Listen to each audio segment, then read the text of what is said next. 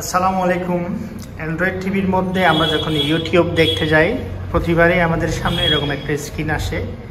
এটা না আসার জন্য আমাদের একদম শর্টকাট একটা ক্লিকের মাধ্যমে একটা অ্যাকাউন্ট সাইন ইন করব।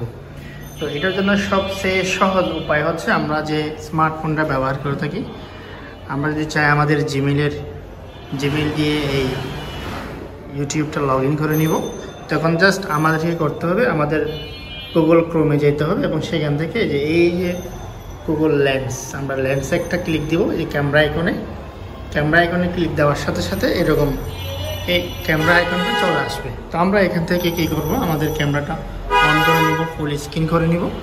দেন আমরা এটাকে ধরবো, আমাদের অ্যান্ড্রয়েড টিভি বরাবর এটাকে আমরা ধরবো।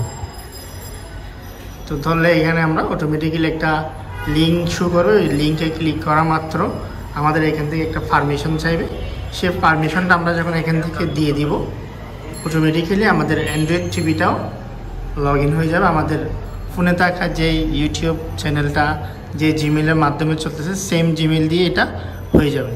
তো আমরা এখানে যে পারমিশনগুলো চাইবে, যে চালিয়ে যান, নেক্সট অপশনে যাব।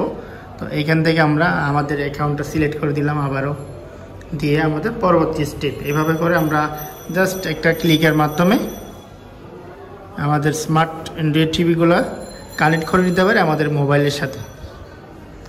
তো আমরা আরও পরবর্তী স্টেপ যে অ্যালাউ করে দিচ্ছি, সব কিছু অ্যালাউ করে দিলাম। তো এখন আমরা দেখব আমাদের এই যে অটোমেটিক্যালি আমাদের টিভিটা লগ ইন হয়ে যাচ্ছে। একটু সময় নিয়ে যে লগ ইন হয়ে গেছে। তাইলে আমাদের স্মার্টফোনের মধ্যে যে জিমেলটা আছে, সেম জিমেল দিয়ে আমাদের অ্যান্ড্রয়েড টিভিটাও লগ ইন হয়ে গেছে।